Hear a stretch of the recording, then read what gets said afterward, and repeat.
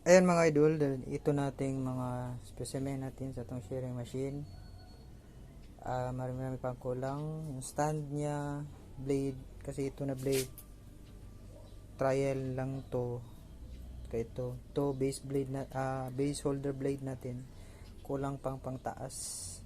Mayroong kong blade na binili sa may Mandawi. Muli na sasakyan, dump truck yata to. Makapal pero naproblema ako paano ko itutuwid.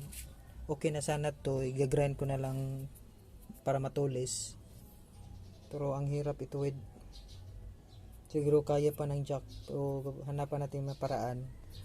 Mayroon tayong in order sa sa Manila. Manila pa 'yun.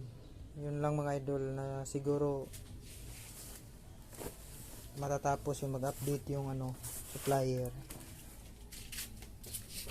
Nasa na ang gasto natin, mataas-taas na.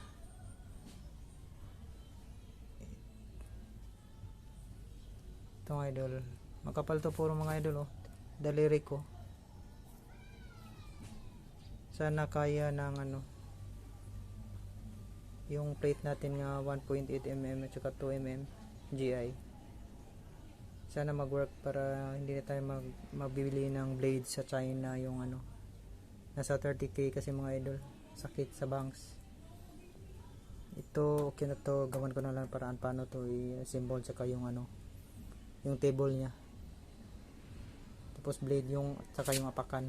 Yun na lang kulang siguro mga idol, kasi yung holder at saka spring, may spring naman sa motor, yun ang gagamitin ko.